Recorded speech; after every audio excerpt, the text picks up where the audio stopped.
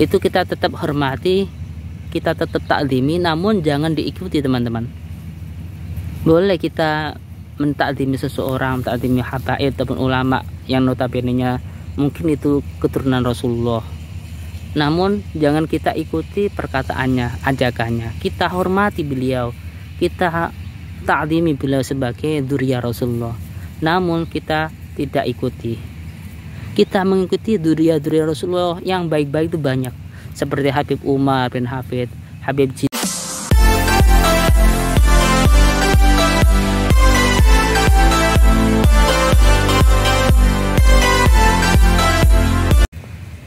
Assalamualaikum warahmatullahi wabarakatuh. Jumpa lagi teman-teman di Kang Hajar Channel. Oke teman-teman, pada video kali ini saya akan merespon dari beberapa fenomena ataupun beberapa kejadian ya yang lagi viral, perseteruan antara oknum habaib dan oknum Kiai Nusantara yang membuat kestabilan bangsa Indonesia ini semakin terasa. Sebelum itu saya lagi di sawah guys, lagi di kebun. Oke teman-teman, sebelum saya merespon masalah dzurriyyah habaib dan wali songo ya, saya mau meneliti ke belakang ya, faktor-faktor apa sih yang membuat mereka itu kok bisa berbuat seperti itu ya.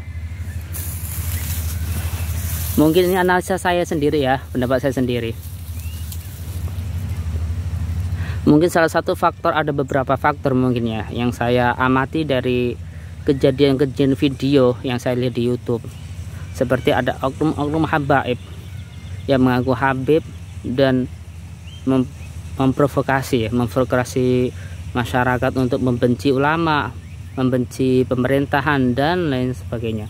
Pokoknya intinya itu menyebarkan kebencian terhadap sesama.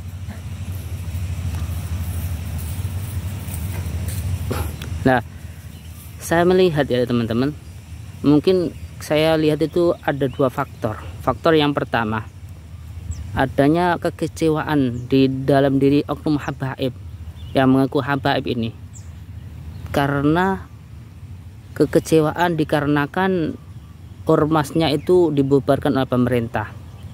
Ormas yang dijadikan pijakan oleh mereka, oleh dia, itu dibijakan untuk menampung aspirasi mereka untuk menggulingkan pemerintahan Pak Jokowi.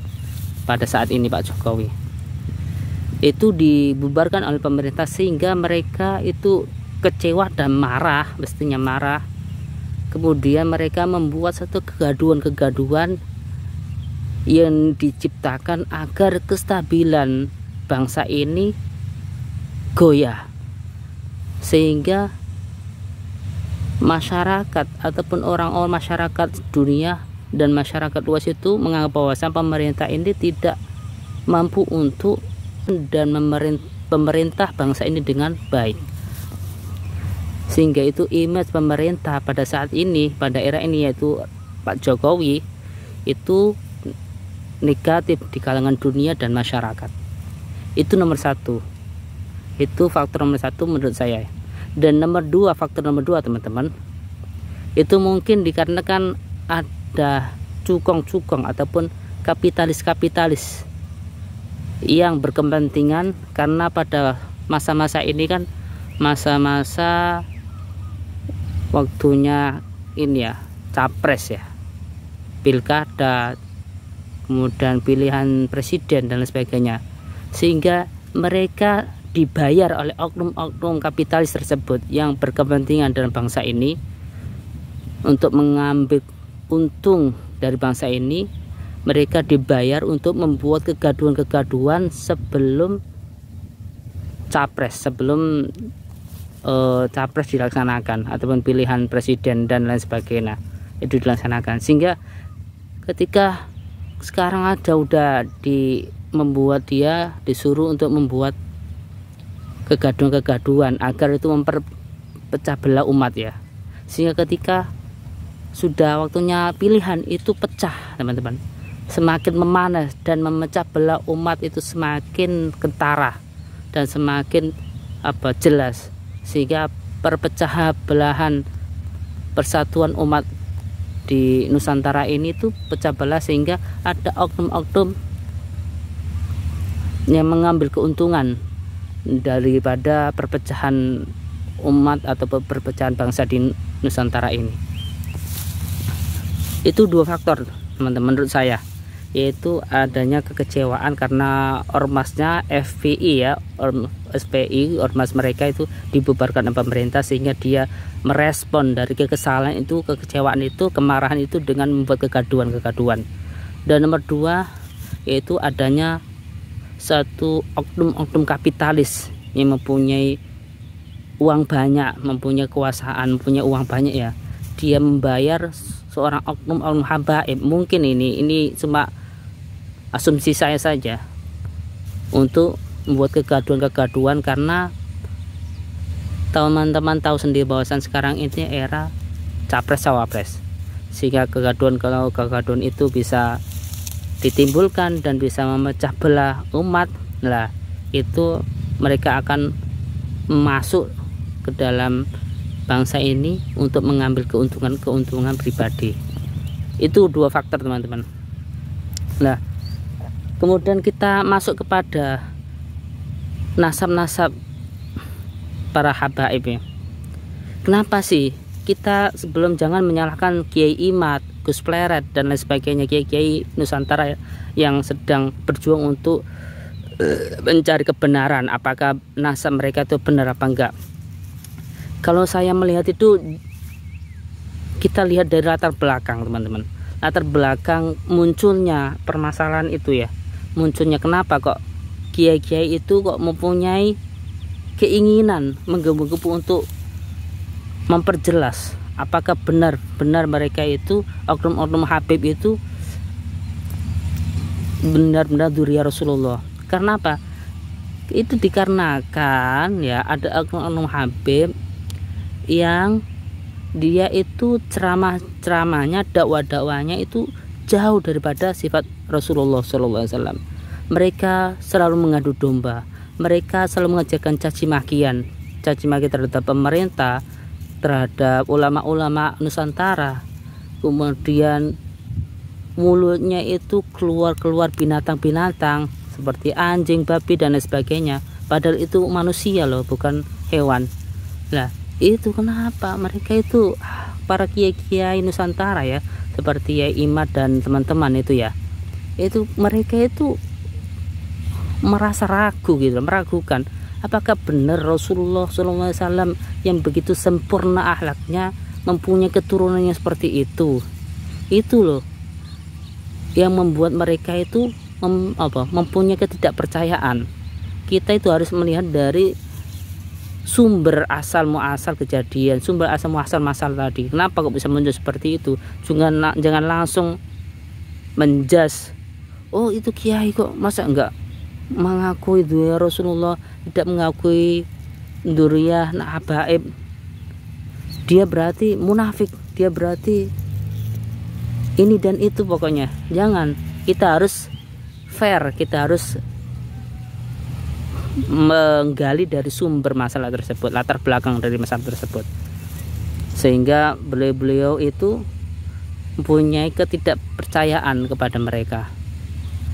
Dan akan tetapi di dalam para kiai-kiai seperti Kiai Imad ya, yang saya sesalkan, kenapa kok Kiai Imad itu mengeneralisir ya semua habaib keturunan dzurriyyah Rasulullah, semua habaib yang di Nusantara ini, yang di Indonesia ini belum terverifikasi. Nah,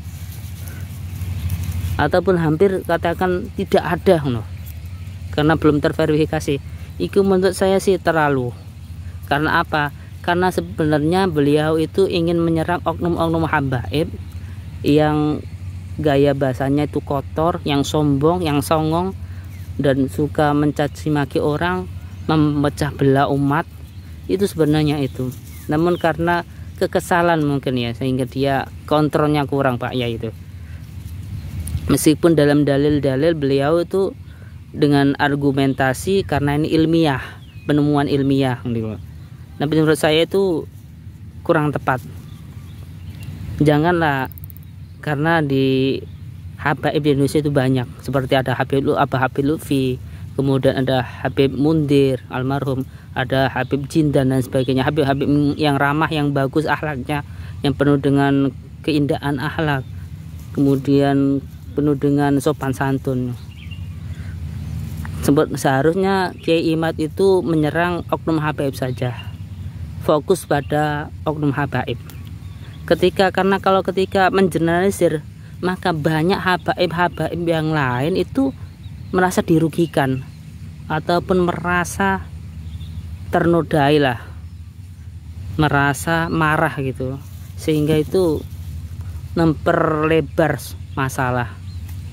Nah, di kalangan oknum-oknum habaib ya, kita ada, kalau di sisi oknum habaib sebenarnya seharusnya dari para habib-habib itu, habib-habib sepuh terutama itu seharusnya itu mengingatkan ya. Ada oknum-oknum habaib yang mengaku habib, nggak tahu itu habib benar apa enggak, saya kan karena nggak tahu ya secara pasti. Itu diingatkan mereka itu, janganlah mencaci maki seseorang. Kalau berdakwah, kalau ceramah, jangan mencaci maki seseorang, jangan mencaci maki pemerintahan. Kalau mengingatnya, menegur pemerintah ya dengan halus, dengan penuh kasih sayang, dengan caci makian. Karena apa? Kalau dia sendiri sih nggak apa-apa sih, untuk pribadi tidak diekspos di forum-forum pengajian, forum-forum majelis taklim. Karena apa? Karena sudah ketika diekspos, didakwakan di forum majelis taklim atau majelis ilmu ataupun maulid, itu sama halnya dengan mengajak ataupun memprovokasi para umat Rasulullah itu untuk membenci pemerintah, untuk memerangi pemerintah, untuk tidak mempercayai pemerintah gitu. Ini sangat berbahaya sekali ini. Jikalau masyarakat sudah tidak percaya kepada pemerintahan, maka akan terjadi chaos, akan terjadi kekacauan, perperangan di antara masyarakat dan pemerintah, dan itu akan oknum-oknum tertentu yang mempunyai kepentingan dalam bangsa ini, menguasai bangsa ini, akan semakin terbuka lebar karena perbedaan itu. Dan itu sudah banyak kok dari negara-negara lain, negara-negara Arab ya, negara-negara Arab khususnya ya, banyak itu terjadi peperangan antara masyarakat, antara si A dan si B, meskipun itu masih saudara sebangsa setanah air gitu. Kemudian ini mungkin ya, saya sebagai seorang awam, sebagai seorang desa, orang awam ya, sedikit banyaknya ya bolehlah kita berasumsi ya, berpendapat untuk sedikit memberikan informasi lain ya. Karena kan saya juga orang awam, nggak mungkin saya memberikan nasihat karena saya masih muda dan di sawah. Sedikit memberikan share lah, berbagi pada teman-teman para netizen, khususnya teman-teman sahabat-sahabat Kang Hajir channel ya. Janganlah kita mudah terprovokasi oleh mereka yang berkepentingan ya, baik dari sisi oknum habaib. Jangan kita mengikuti ajaran-ajaran mereka, ajakan-ajakan mereka. Mereka mencaci maki, mengajak kita untuk melawan pemerintah, menggulingkan pemerintahan, berperang. Janganlah kita mengikuti ajakan mereka. Karena saya juga heran sih ya.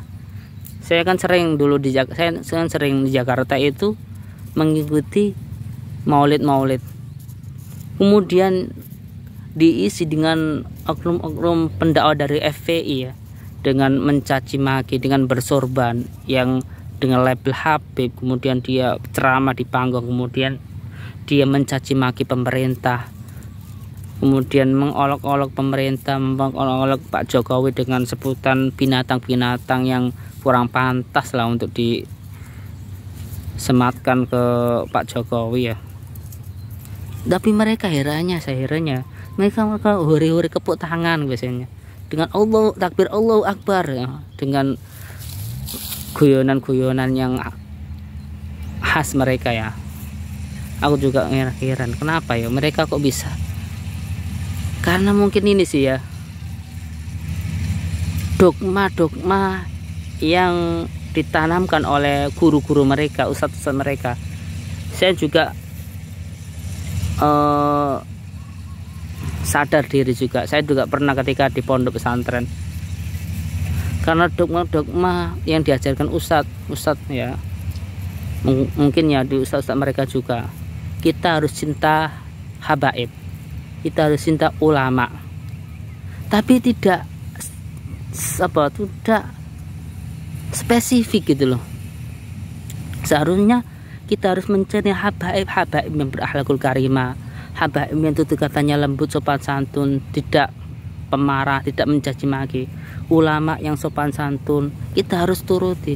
Terkadang itu kita itu tidak melihat sifat-sifat akhlaknya itu, tapi melihat pada label yang ditempelkan, yang disematkan kepada oknum tersebut, oknum ustadz tersebut ataupun habib tersebut, sehingga kita dibutahkan dengan itu semua, dibutahkan dengan label habaib, label ulama, ustadz dan lain sebagainya. Kita harus memfilter. Oke lah, kita tetap hormat pada oknum habaib, hormat kepada oknum habaib ataupun ulama ya.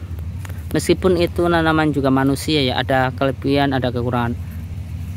Itu kita tetap hormati, kita tetap takzimi, namun jangan diikuti teman-teman. Boleh kita mentakzimi seseorang, mentakzimi habaib ataupun ulama yang notabene-nya mungkin itu keturunan Rasulullah. Namun jangan kita ikuti perkataannya, ajakannya. Kita hormati beliau, kita takzimi beliau sebagai dzurriyyah Rasulullah. Namun kita tidak ikuti. Kita mengikuti dzurriyyah Rasulullah yang baik-baik itu banyak, seperti Habib Umar bin Hafid, Habib Jindan, kemudian Aba Anom, Bayi Asror, pakai ulama-ulama Nusantara yang keturunan dzurriyyah Rasulullah yang berakhlakul karimah itu banyak. Aba Guru sekumpul. Begitu teman-teman ya. Semoga video kali ini bermanfaat, dan jangan lupa kita terus introspeksi diri, janganlah kita terbawa arus untuk mencaci maki sesama saudara, sama habaib, apalagi ulama, apalagi habaib itu jangan sampai. Kita harus tetap menghormati mereka sebagai orang tua kita, sebagai orang-orang yang menunjukkan kita, memberikan kita ilmu teman-teman, sehingga kita mengetahui baik dan benar. Oke, gitu aja, semoga bermanfaat. Assalamualaikum warahmatullahi wabarakatuh.